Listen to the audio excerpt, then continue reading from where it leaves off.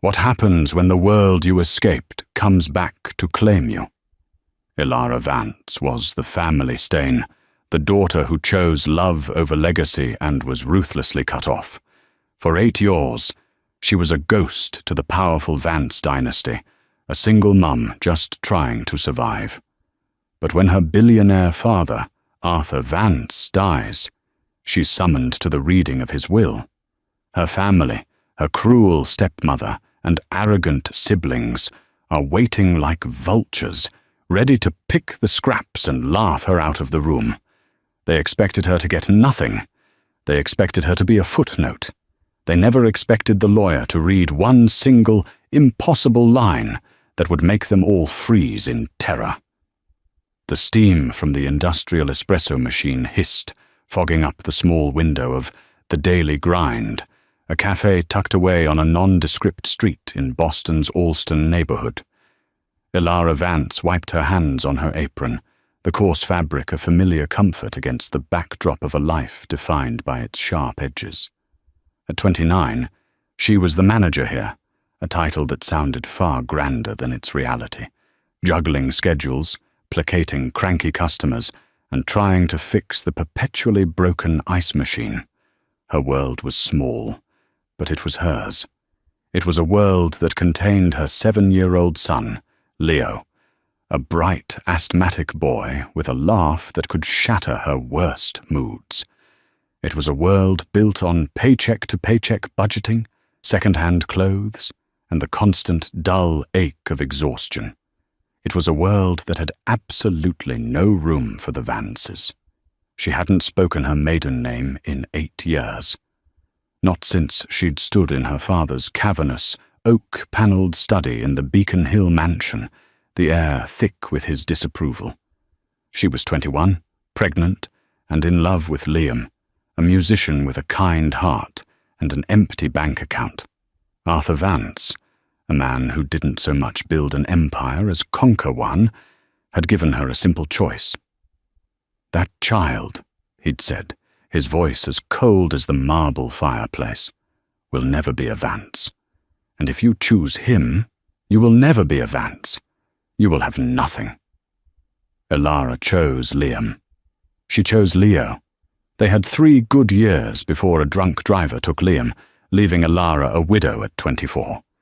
Since then, it had just been her and Leo surviving.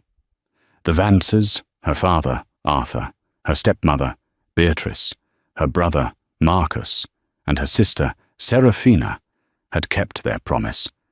She was nothing to them, until today. The mail had come during the lunch rush. Tucked between a utility bill and a packet of coupons was an envelope that didn't belong.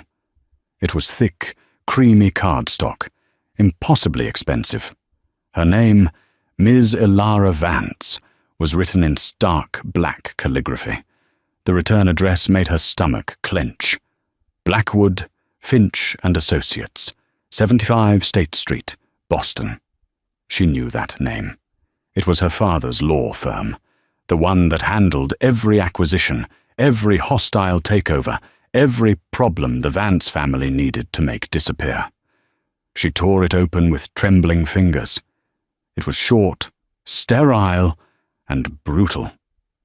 "Dear Miss Vance, we regret to inform you of the passing of your father, Mr. Arthur B. Vance, on November 2nd.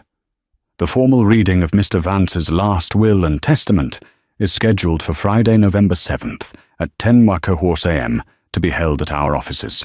Your presence is required. Sincerely, Julian Blackwood, Esquatre." Her father was dead. Elara felt a strange, hollow emptiness. Not grief, not yet. Just a cold, echoing shock. The man who had been a titan, an unmovable mountain of judgment and power, was just gone. "Your presence is required." A bitter laugh escaped her. Required. After 8 years of enforced silence, of unanswered letters and returned Christmas cards, her first instinct was to throw it away. What was the point? He'd made his decree. She would be humiliated.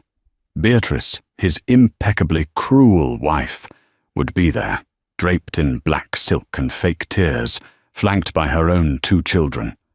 Marcus, the golden boy and heir apparent, would smirk. Serafina, who had married into even more money, would look at Ilara's worn-out jeans with manufactured pity. "Mama!" Leo was sitting at the small corner table she reserved for him after school, finishing his homework. He looked up, his brow furrowed with concern. "Are you sad?" She looked at her son. His inhaler was sitting on the table next to his math book. The chill of the coming winter was already making his breathing tight. The co-pay for his last emergency room visit had wiped out her savings. She wasn't going for a handout. She wasn't going for forgiveness. She was going because, for the first time in 8 years, she had been required. She would go, she would listen to them bequeath her a token dollar just to prove a point, and she would walk out with her head held high. It was, she realized, the only closure she would ever get. "No, sweetie," she said, forcing a small smile. "I'm not sad. I'm just thinking." She folded the letter and put it in her pocket. "Let's go home." The day of the reading was cold and grey, the Boston sky spitting a miserable drizzle. Ilara had spent $10 she didn't have on a black, second-hand consignment dress. It was simple, threadbare at the cuffs, but it was clean and respectful. When the elevator doors opened on the 40th floor lobby of Blackwood, Finch and Associates, she felt as if she'd stepped onto another planet. The air smelled like money, a faint, antiseptic scent of leather and old wood. A severe-looking receptionist directed her to the main conference room. She pushed open the heavy glass door. They were all there. Beatrice, 55, looking artfully devastated, in a custom-tailored black suit and a single, flawless string of pearls. Marcus, 32, every inch the new CEO, checking his phone with undisguised impatience. Serafina, 30, dabbing at perfectly dry eyes with a lace handkerchief. When they saw her, the quiet chatter stopped. "Ilara," Beatrice said, her voice dripping with the syrupy condescension Ilara remembered so well. "My dear, you came. How brave of you." "She knows which side her bread is buttered on," Marcus muttered, not even bothering to look up from his phone. "Probably hoping for a pity check."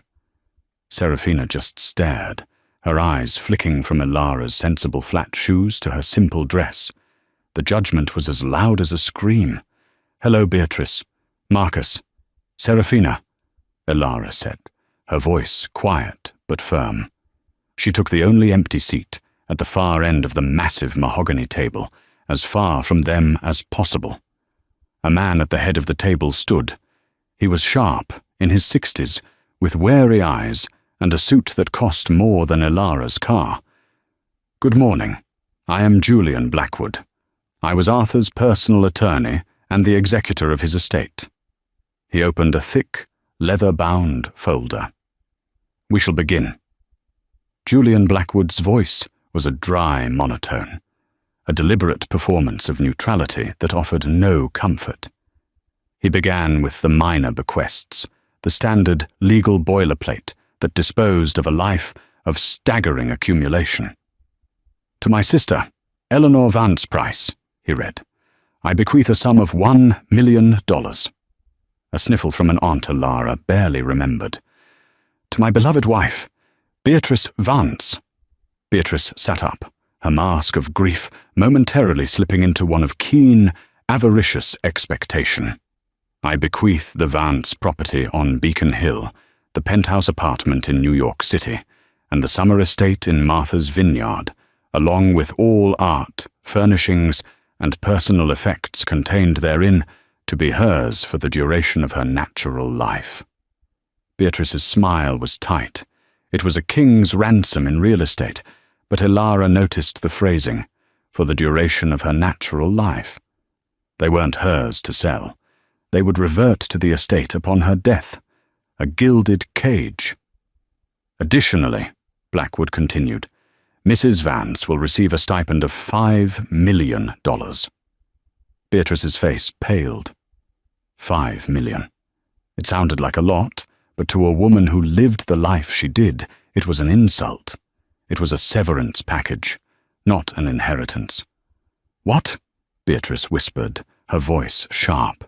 "Julian, that must be a mistake. The company—" "Please," Blackwood said, raising a hand. "I am not finished." He turned the page. "To my daughter, Seraphina Vance Croft, I bequeath my private art collection, valued at approximately $40 million, with the exception of the pieces held at the Beacon Hill residence." Seraphina let out a small, pleased sigh. She had her prize. "To my son, Marcus Vance." Marcus finally put his phone down, leaning forward. This was it. The keys to the kingdom. "I bequeath a sum of $10 million and my collection of classic automobiles." The silence in the room was absolute. Marcus's face went from pale to a deep, blotchy red. $10 million, he choked out. That's nothing. Where is the company? Where is Vance Industries? I am the CEO. The title of CEO was an appointment, Marcus, not a right of ownership, Blackwood said coolly. Your father was the sole owner of 100% of the voting shares. Then who gets them? Marcus shouted, slamming his hand on the table. Who gets the company? Beatrice? Seraphina hissed, turning on her stepmother. Did you do this? Did you convince him to sell it? Of course not, you fool, Beatrice snapped, her composure shattering. I assumed. Julian Blackwood cleared his throat. The sound cut through the rising panic. He adjusted his glasses and looked, for the first time, directly at Ilara. We now come, he said, his voice slow and deliberate, to the primary asset of the estate, Vance Industries, its subsidiaries, and all controlling shares therein. Ilara's heart hammered against her ribs. She felt invisible, a spectator at her own execution. She braced for the final insult, the symbolic $1, the cold mention of her disownment. Blackwood read, all my remaining assets, including my liquid capital, my investment portfolios, and my 100% controlling stake in Vance Industries. I leave to... He paused. The air crackled. My daughter, Ilara. Everyone froze. Beatrice made a small, strangled sound. Seraphina's perfectly manicured hand flew to her mouth. Marcus looked as if he'd been struck by lightning, his mouth open, his eyes wide with disbelief. Ilara just stared. It was a mistake, a cruel, elaborate joke. What did you say? Marcus whispered, his voice dangerously low. I leave to my daughter, Ilara, Blackwood repeated, his gaze locking with Marcus's. However, the inheritance of the company shares is subject to one binding condition. Ilara finally found her voice. Condition, she whispered. Yes, a significant one. Blackwood turned the page, the rustle of the paper sounding like a cannon shot in the small room. The will stipulates the following, he read, his voice gaining a new, sharp edge. Ilara Vance must assume the role of Chief Executive Officer of Vance Industries within 30 days of this reading. She must personally oversee the company's operations and maintain her position for a period of no less than 12 consecutive months. During this period, she is forbidden from selling or leveraging her controlling shares. He looked directly at Ilara. If, at the end of that 12-month period, the company has maintained or exceeded its current profitability index, the shares become hers, free and clear. If she refuses the position, or if she is removed from the position by the board, or if the company's profitability fatally collapses, the shares are to be immediately dissolved, and the entirety of Vance Industries is to be liquidated. Its assets will be distributed among several charities chosen by my father. The family will receive nothing. It wasn't an inheritance. It was a bomb. He had given her everything, but chained it to an impossible task. He'd made her the guardian of the entire Vance legacy, and in doing so, had placed an executioner's axe over everyone's head, including her own. If she failed, everyone, including her, would be ruined. No. Marcus's voice was a low growl. He stood up, his chair scraping violently against the floor. Absolutely not. I will contest this. She's a barista. She can't run a lemonade stand, let alone a multi-billion-dollar corporation. He was senile. He was incompetent. I can assure you, Marcus, Arthur was of perfectly sound mind when he signed this, Blackwood said, his voice like ice. I have the medical evaluations to prove it. He updated his will 6 months ago. It is ironclad. This is insane, Serafina cried, her face twisted in a mask of ugly rage. She gets everything, and we get table scraps. I'll fight this with Marcus. Beatrice was the most frightening. She was silent, her eyes fixed on Ilara. It was a look of pure, unadulterated hatred, a look that promised war. Ilara's head was spinning. CEO, 12 months, profitability. These words meant nothing to her. Miss Vance, Blackwood's voice cut through her panic. You have 30 days to accept the terms. If you do not formally accept by December 7th, the secondary clause, liquidation, will be triggered. The choice is yours. Marcus lunged across the table, his face inches from Ilara's. You will not do this, he hissed, his breath hot with fury. You will decline. Take your 10 million and walk away. She doesn't get 10 million, Marcus, Blackwood corrected calmly. The 10 million was your bequest. Ilara's bequest is the company. It's all or nothing. Marcus stared at her, his eyes promising a hell she couldn't even imagine. You will decline, he repeated, or I will destroy you. I will drag you through every court. I will prove you're an unfit mother. I will take your son. You will not take what is mine. Ilara looked at the 3 faces that had haunted her adult life. The 3 people who had watched her struggle, watched her grieve, and done nothing. They hadn't just ignored her. They had erased her. And now they were terrified of her. Her father had not given her a gift. He had given her a weapon, a test, and he had pointed it straight at the heart of the family that had betrayed them both. Ilara stood up, her legs shaking but holding. She looked at her brother, at the man who had just threatened her child. Mr. Blackwood, she said, her voice clear and cold, surprising even herself. Where do I sign? The 30 days passed in a blur of legal whiplash. Ilara's life was upended. She quit her job at the Daily Grind, a conversation that was both heartbreaking and surreal. She used a small emergency advance from the estate, managed by Blackwood, to hire a full-time nanny for Leo, a kind older woman named Mrs. Gable.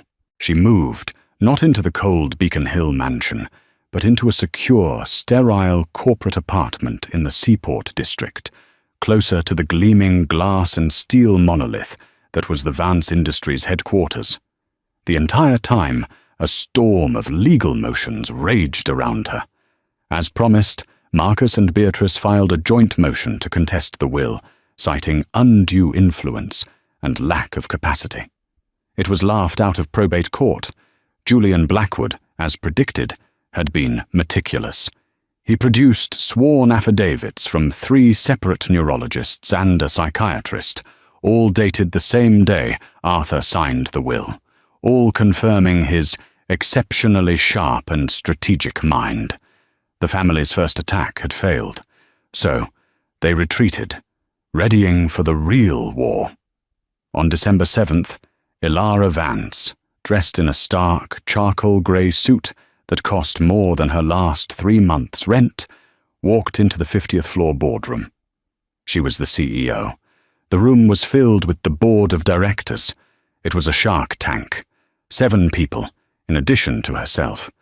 There was Marcus, who retained his board seat as COO. There was Beatrice, who held a legacy seat Arthur had created for her years ago. There was Seraphina's husband, Lord Croft, who represented his own family's minority investment. That was the hostile bloc. Then there were the 3 independents, a retired banker, a tech CEO, and a man named David Chen, who had been Arthur's first ever hire, now serving as the head of logistics. Elara took the seat at the head of the table. The chair felt too big, the air too thin. Marcus began immediately, not even waiting for her to speak. "This is a farce," he announced to the table. "We are gathered here to welcome a CEO who, until last month, was serving lattes. Her qualifications are non-existent. She is a puppet, a placeholder for the lawyers to dismantle my father's legacy." "Marcus, that is enough," David Chen said, his voice quiet but carrying authority. He was in his late 60s, with a calm, observant face. "Is it, David?" Marcus shot back. "Are you comfortable with an amateur running this billion-dollar company? Her first act will be to run it into the ground, and then per the will we all lose our jobs. The liquidation clause makes her a threat to every single employee." He was good. He wasn't just appealing to their snobbery. He was appealing to their self-preservation. "Ms. Vance," the retired banker, Mr. Hemlock, said. "Mr. Vance has a coarse way of putting it, but his concern is valid. What exactly do you plan to do?" Elara's throat was dry. She had rehearsed a small, conciliatory speech. It suddenly felt hopelessly naive. "My plan," she said, her voice shaking slightly, "is to learn. I will be observing all departments for the first quarter, relying on the expertise of the existing leadership, including Mr. Vance." "Observing?" Marcus laughed, a harsh, ugly sound. "We don't have time for you to observe. We are in the middle of a critical Q4 push. I am proposing an emergency motion. The board has the power to manage the CAO. I move that we limit the new CAO's oversight to ceremonial duties. All operational decisions will be routed through the COO, myself, to ensure continuity and prevent catastrophic damage." Beatrice seconded the motion instantly. A wise precaution. It was a coup. He was trying to sideline her on day 1, to make her a CEO in name only. If she couldn't make decisions, she couldn't affect profitability. He could run the company into the ground himself and blame her. "All in favor?" Marcus asked, his eyes gleaming. Beatrice, Lord Croft, and Mr. Hemlock raised their hands. That was 3. Marcus raised his. 4. The tech CEO and David Chen abstained, looking deeply uncomfortable. The vote was for Nero. Elara, as the subject of the motion, couldn't vote. She had been stripped of all power in less than 5 minutes. "The motion carries," Marcus declared, a triumphant smirk on his face. "Welcome to Vance Industries, Elara. Your new office is on the 48th floor. My assistant will show you. Try not to break anything." He and his allies swept out of the room. Elara was left sitting at the head of the table, humiliated, powerless, and utterly alone. The other 2 board members filtered out, offering her weak, sympathetic glances. She sat there for an hour, the silence of the boardroom ringing in her ears. She had failed, her father's impossible test, and she'd failed on the first day.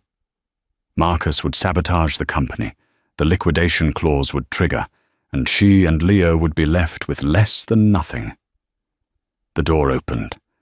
It was David Chen. He walked in, holding a small, black, lacquered box. He placed it on the table in front of her. "I was not sure when to give this to you," he said. "Mr. Blackwood gave it to me last month.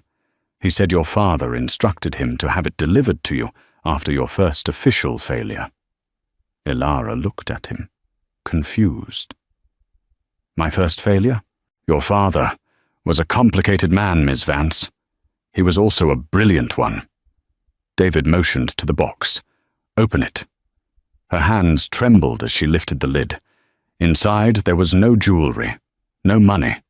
There was only a single, heavy, old-fashioned key and a sealed envelope.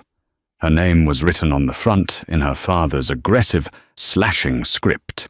Ilara. She broke the seal.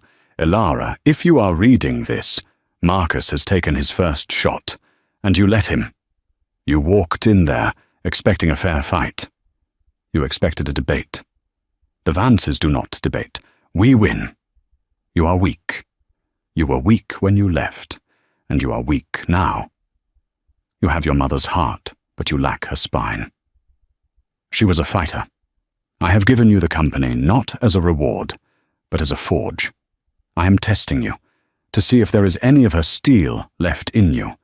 Being CEO is not about speeches. It is about power, and power is only held by those willing to use it. You now hold 51% of the voting shares. The board cannot stop you from doing anything. Their little motion, it's symbolic. They can vote to sideline you, but you are the majority shareholder. You can fire the board. You can fire Marcus. You have the power of a king, but you are behaving like a pauper. The key is to my private office, not the public one Marcus now occupies. The real one. It is behind the bookshelf in the executive lounge on the 50th floor. Your mother designed it. It is the only place the walls are clean. Stop observing. Start fighting. Don't disappoint me again. A.V. It was not a letter of love. It was a roar of command. It was cold, it was brutal, and it was the first honest thing her father had said to her in a decade. Ilara closed the letter. The fear that had paralyzed her was replaced by a slow, burning, unfamiliar cold. It was rage. She looked at David Chen. Why did you stay with him, Mr. Chen? David permitted himself a small, sad smile. Your father was a tempest, but he was a brilliant one, and he respected loyalty. Your mother, she was the one who humanized him. When she died, the best part of him died with her. He pushed you away because you were the only person left who could hurt him. He paused. Marcus is your father's arrogance. Serafina is his vanity. But you, Ilara, you are his intellect. He just buried it under your mother's kindness. He's trying to see if it's still in there. Ilara stood up, clutching the key. Marcus may be the COO, she said, her voice no longer shaking. But I am the owner, and the owner doesn't need to observe. The owner needs to audit. What are you going to do? David asked. I'm going to find my real office, Ilara said. And then I'm going to read every single file my father left behind. Marcus wants to run the operations. Fine, I'll run the numbers. Let's see what he's been hiding. While Ilara descended into the digital catacomb of her father's private files, the family was busy digging up a different kind of dirt. Marcus was enraged. His boardroom victory had been hollow. Ilara had simply ignored the motion. Citing her rights as majority shareholder, she had begun a full-scale, top-to-bottom audit of every department, starting with operations, his department. She had bypassed the company's usual auditors, who were friendly to Marcus, and brought in an outside firm, one so ruthless and expensive that Marcus knew she wasn't bluffing. She wasn't just observing, she was hunting. She's pulling the P&L reports from the Singapore expansion, Marcus roared at Beatrice over dinner at the Beacon Hill mansion. The house felt like a tomb, its opulence a reminder of what they stood to lose. Let her, Beatrice said, swirling her wine. She was past the initial shock and had moved into cold, calculating strategy. She doesn't know how to read a P&L report, Marcus. She's a child playing dress-up. She'll bore of this. She's not alone, Marcus snapped. She has David Chen, and that law witch, Blackwood, is advising her. She's frozen my discretionary budget. Then you stop fighting her in the boardroom, Beatrice said, setting her glass down. You fight her where she's actually weak. What are you talking about? The boy, Beatrice said, her voice a silken whisper. Her son. Leo. Marcus paused. You want to go after the child? We don't go after him, Beatrice corrected. We simply paint a picture, a newly minted CEO working 80-hour weeks, a demanding, high-stakes job. Who, one wonders, is caring for that sickly little boy, a hired stranger? It sounds negligent. It sounds like the kind of thing that would concern Child Protective Services. It certainly sounds like grounds for an unfit mother clause. Marcus smiled, a slow, predatory expression. And if she's declared an unfit mother and loses custody? Who would be the logical guardian? Beatrice mused. His loving, concerned uncle? And as the guardian of her only heir, you would have significant control over her decision-making, or the stress of it all could cause her to have a breakdown. She'd be forced to step down, and the will clause would be triggered. It's beautiful, Marcus said. But we need proof. We need someone to build the case. I've already made a call, Beatrice said. His name is Gavin Thorne. He's a private investigator. He's not cheap, but he is thorough. Elara, meanwhile, was drowning in spreadsheets. Her father's real office was a revelation. It was a Spartan, modern room, with a single desk and a wall of servers. For the last 3 weeks, she and a small team of forensic accountants from the new firm had been living there. David Chen acted as her translator, teaching her the language of business. This is a shell corporation, he'd explain, pointing to a line item. This is a soft expense. This is a vanity project. What's Vance Neuro? Elara asked, pointing to a name that appeared over and over, always bleeding red. A disaster, David said, his face grim.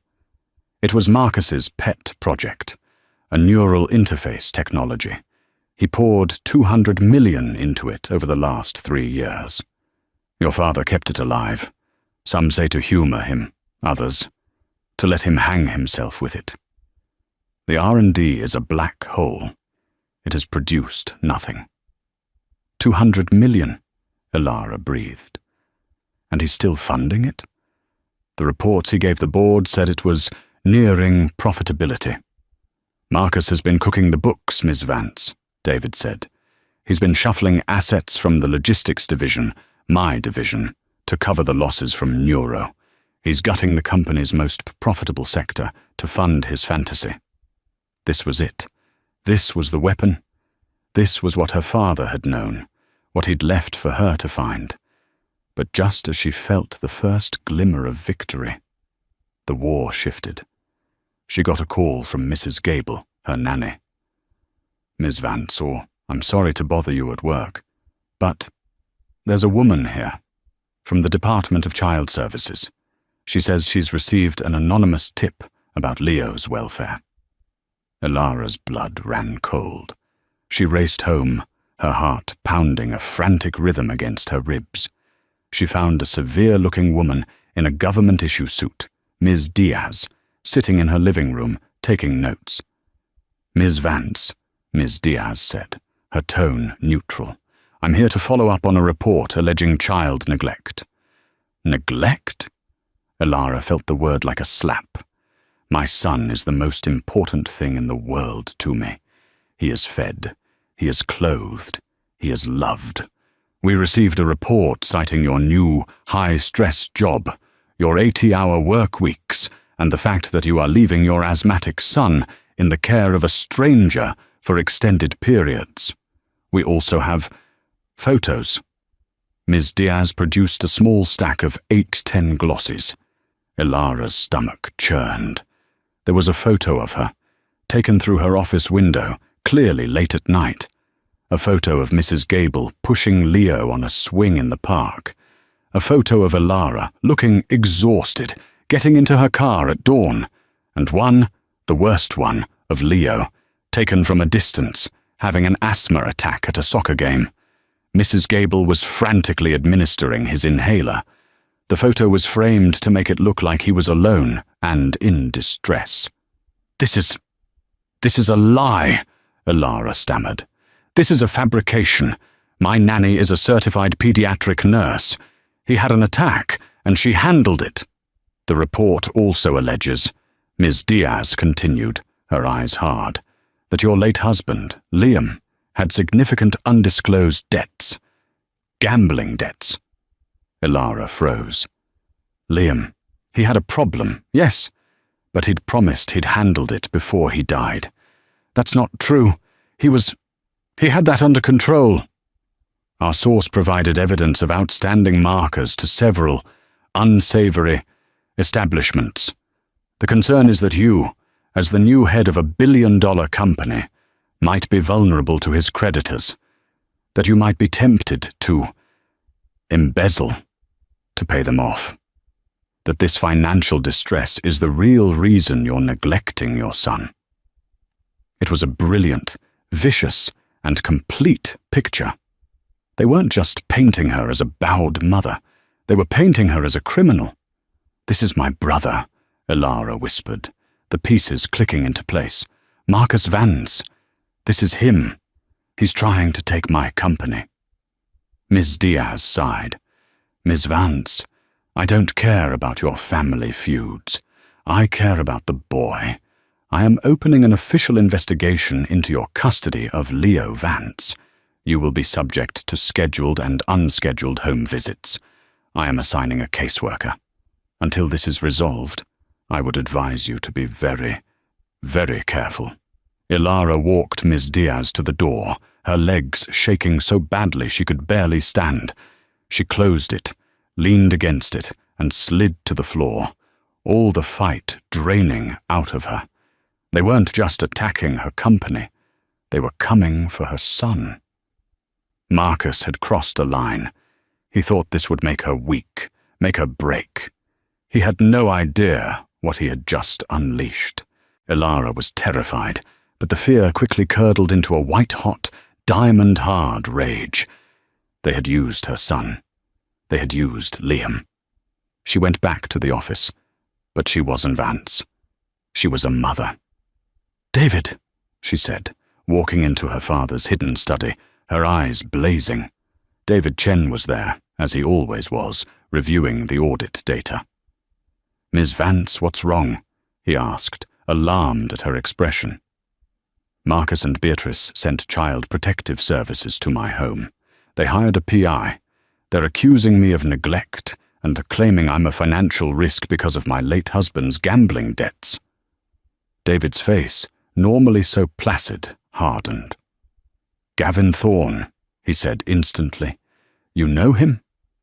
"I know of him," David said with distaste. "Your father used him once, years ago, to handle a delicate acquisition. Thorne doesn't just find dirt, he creates it. This is Beatrice's signature, not Marcus's. It's too clever." "It doesn't matter who," Ilara said, her voice shaking with controlled fury. "They're trying to take Leo. They think this will force me to step down. They're wrong. This forces me to win. Right now." "Ilara," David said, using her first name for the first time. "The audit of Vance Neuro is complete. It's worse than we thought. Marcus hasn't just been covering his losses. He's been falsifying R&D reports to the board and to our private investors, specifically to Lord Croft, Seraphina's husband. He's been lying to his own brother-in-law? Croft's family invested $50 million in Neuro, believing it was on the verge of a breakthrough. According to these files, the project has been defunct for 6 months. The lead scientist quit. Marcus has been pocketing the R&D budget. He's not just incompetent, Ilara breathed. He's embezzling. This is enough to remove him from the board. It's enough to press criminal charges, David said. No, not yet, Ilara said, a cold, sharp plan forming in her mind. A criminal charge would send the company into a death spiral. The press would destroy us. The profitability clause would be impossible to meet. I'd lose the company anyway. This isn't about jail. This is about control. She looked at the name on the report. Lord Croft. Seraphina's husband, Ilara mused. He's on the board. He voted with Marcus to sideline me. He believes Marcus is making him money, David said. It's time, Ilara said, to show him the truth. Lord James Croft was a man who prized, above all else, his family's ancient name and an unbroken line of financial successes. He viewed his wife, Seraphina, as a beautiful, if vapid, accessory, and his brother-in-law, Marcus, as a brash, useful attack dog. He had no opinion of Ilara at all, which is why he was so surprised when she requested a private meeting, not at the office, but at the Lanesborough, a discreet, old money club where business was done over scotch, far from prying eyes. He arrived to find her alone in a private study, a single file on the table in front of her. "Miss Vance," he said stiffly, not sitting. "I have little time." "Lord Croft," Ilara replied, her voice perfectly even. "I won't waste it. You voted against me at the board meeting because you believe I am a threat to your investment. You are incorrect. I am not the threat. My brother is. Marcus is boorish, but he's effective," Croft said dismissively. "Vance Neuro is a visionary project." "Vance Neuro is a shell," Ilara said. She pushed the file across the table. "It's been defunct for 184 days, to be precise. The lead scientist, Dr. Orris, is now working for our chief competitor in Berlin. The last 12 million in R&D funding, 5 million of which came from your family's investment, was wired by Marcus to a personal holding company in the Cayman Islands." Croft's practiced aristocratic boredom vanished. He snatched the file and tore it open. His face went white as he read the wire transfer receipts, the falsified R&D reports, and the resignation letter from Dr. Aris, which detailed, in scathing terms, Marcus's complete and total fraud. He stole from me," Croft whispered, his voice trembling with a truly aristocratic rage. "He stole from the company," Ilara corrected. "He stole from our father's legacy. He stole from you." Croft looked up, his eyes narrow. "What do you want?" "You are part of the hostile bloc on the board," Ilara said. "You, Beatrice, and Mr. Hemlock. You follow Marcus's lead. I am calling an emergency board meeting for tomorrow morning at 9 a.m. I am going to call for a vote of no confidence in Marcus Vance as COO, and a vote to remove him from the board of directors entirely." "Beatrice will never vote against her son," Croft said. "Hemlock is too afraid of Marcus." "Beatrice's vote won't matter, and Mr. Hemlock is a banker. He fears instability more than he fears Marcus. He will vote with the winning side. Right now, the hostile bloc is you, Beatrice, Hemlock, and Marcus. That's 4 votes against me, David Chen, and the tech CEO. 4-3. You are the swing vote, Lord Croft." She leaned forward. "Tomorrow, when I present this file, you have a choice. You can side with the thief who defrauded your family and go down with him. Or you can side with me. You can help me stabilize this company, protect your investment, and ensure the person who stole from you is dealt with." Croft closed the file. He stood there for a long time. "He humiliated me. He lied to my wife, to my family." "Yes," Ilara said. "Tomorrow at 9 a.m. Croft said, his voice like flint. "You will have my vote, and I will make sure Hemlock understands what is at stake." "One more thing," Elara said, as he turned to leave. "My sister. Does Serafina know about this?" "My wife," Croft said, his voice cold, "knows only what I deem appropriate." Elara had her first ally. The ambush was set. The emergency board meeting was convened at 9 a.m. sharp. The tension in the room was so thick, Elara felt she could barely breathe. Marcus strode in, looking smug. He clearly believed he was the one who had called the meeting, or that Elara was caving. "Elara, I'm glad you've come to your senses," he started. "I assume this is to tender your resignation. A wise choice. Given the unfortunate new information about your personal life, I'm sure." "This meeting," Elara said, her voice cutting through his like a steel blade, "is not about my resignation. It is about yours." The colour drained from Marcus's face. "What did you say?" Beatrice looked alarmed. "Elara, dear, the stress is clearly getting to you." "I am calling for an immediate vote of no confidence in our Chief Operating Officer, Marcus Vance, and his immediate removal from the Board of Directors, pending a full investigation into financial malfeasance." A gasp from Hemlock. Serafina, who had insisted on attending with her husband, let out a nervous laugh. "Don't be ridiculous, Elara. You can't just—" "I can," Elara said. She looked at Julian Blackwood, who was present as legal counsel. "Mr. Blackwood, am I within my rights as majority shareholder?" "You are, Ms. Vance," Blackwood confirmed, his face impassive. "This is baseless," Marcus roared. "You have no proof. This is slander. I'll sue you into oblivion." "Will you?" Elara said. She nodded to David Chen, who began to distribute a new, thicker file to every board member. "Then I suggest you review the audit of the Vance Neuro Project, or, as I've come to call it, the Marcus Vance Slush Fund." Marcus's eyes darted to the file, and he froze. He knew. "You will find," Elara said, her voice strong and steady, "that Mr. Vance has systematically defrauded this company and its investors for 3 years. He has falsified R&D reports, covered his losses by gutting our most profitable division, and as of 6 months ago, has been embezzling funds directly into a personal shell company." "Lies!" Marcus yelled, but there was panic in his voice. "Lord Croft," Elara said, turning her gaze to him. "You were a primary investor in Neuro. Would you care to comment on the findings?" James Croft looked at his brother-in-law, his face a mask of cold fury. "I find the report credible," he said, his voice clipping the words. "I find the wire transfers to the Kaiman Holdings entity particularly credible. I believe," he said, looking at the rest of the board, "that Ms. Vance has just saved this company from a thief." Serafina looked horrified.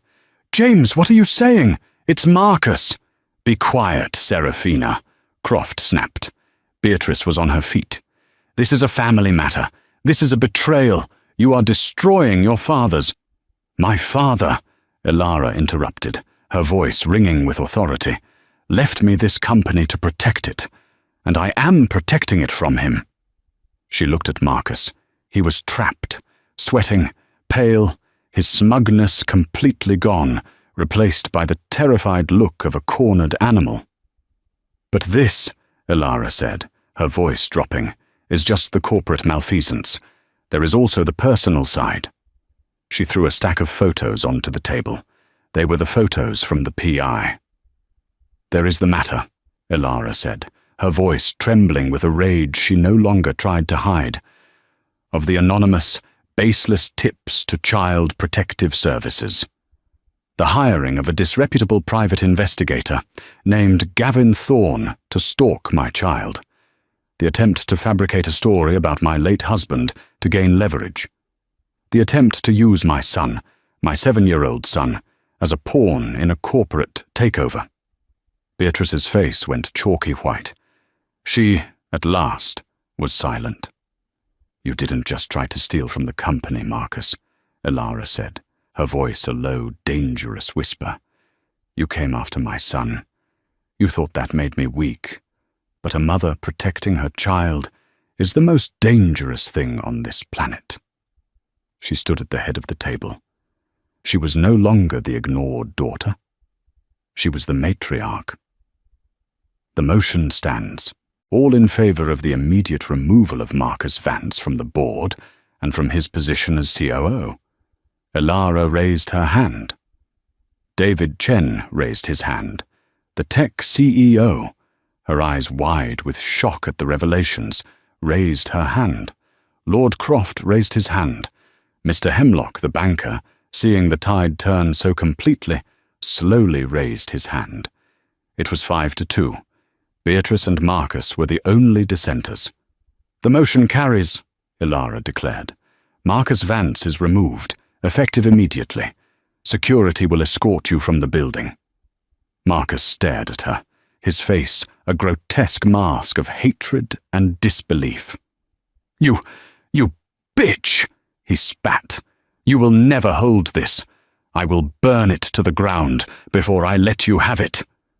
"You already tried," Elara said coldly. "Security." Two large men who had been waiting outside the door entered. They took Marcus by the arms. He didn't fight. He was a deflated balloon, all his arrogance gone. He just stared at Elara as they dragged him out. The door shut. Beatrice was next. She was shaking, but with fury, not fear. "You think you've won? You think this is over? You are still just a girl in a borrowed suit. You have no idea the enemies you've just made." "I know exactly who my enemies are," Elara said, sitting down. "They're the people who would threaten a child to get what they want. You hold a legacy seat on this board, Beatrice, but you have no power. You will sit here and you will watch me save this company. You will watch me succeed. And if you ever come near my son again, I will not be as kind as I was to Marcus. I won't just fire him.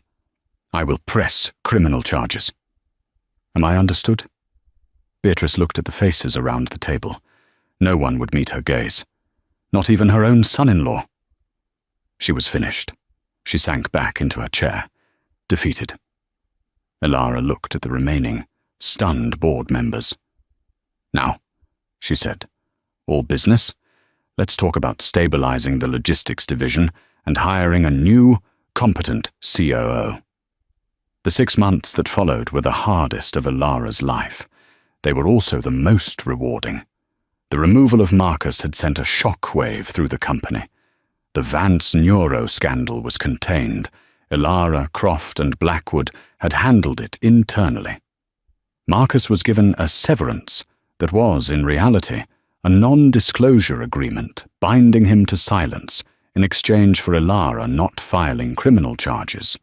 He and Serafina, whose husband now held her on a very tight leash, retreated to Europe, humiliated. Beatrice was a ghost. She still attended board meetings, as her seat required, but she never spoke. She was a silent, beautifully dressed statue of malice. Elara, with David Chen, now promoted to her official senior advisor, worked 18-hour days. She wasn't just learning, she was leading. She discovered she had her father's head for numbers, and, more importantly, her mother's instinct for people. She gutted the toxic management Marcus had installed. She flew to Singapore and personally renegotiated the contracts he had botched. She shut down the failing vanity projects and rerouted all that capital into R&D for the company's core products. She met with division heads, with factory foremen, with shipping managers.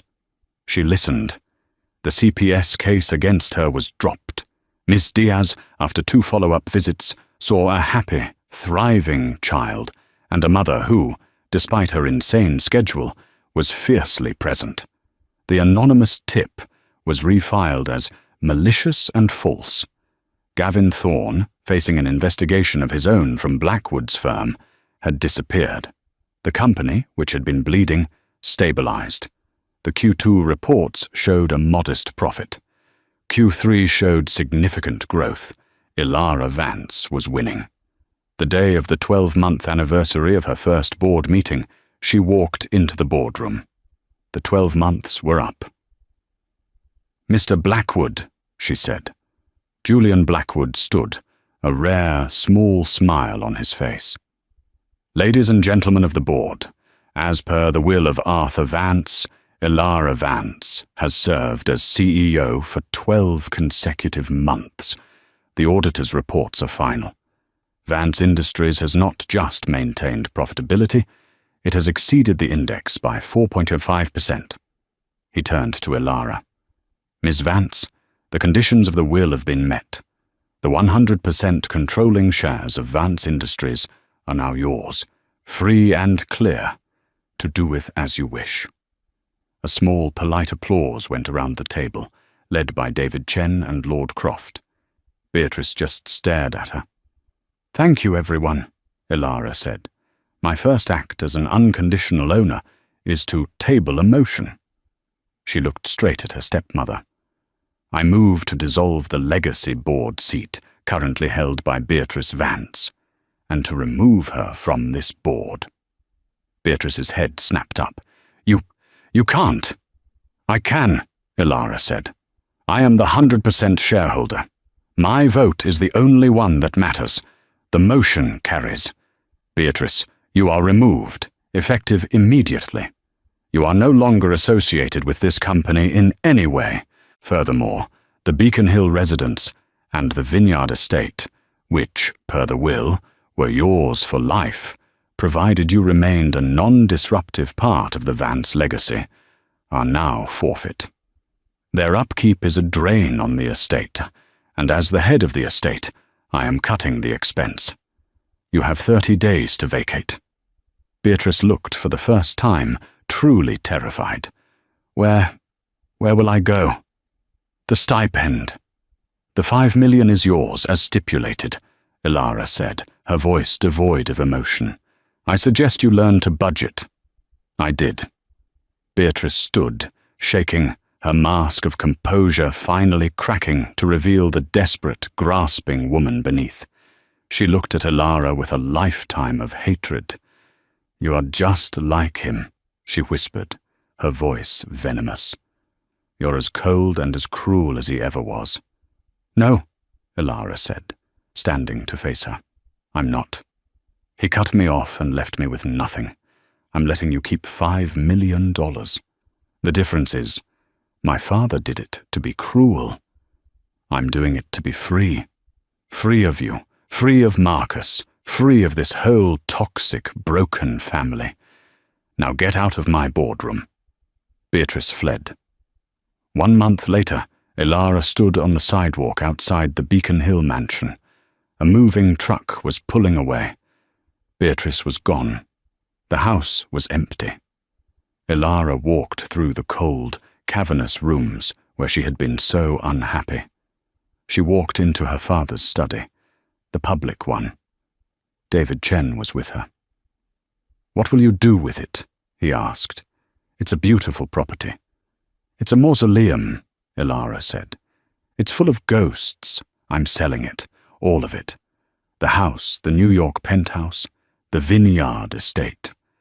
I'm donating the art Serafina didn't take to a museum. My mother's favorite pieces." "And the company?" "We're moving headquarters," Ilara said. "Out of that glass tower.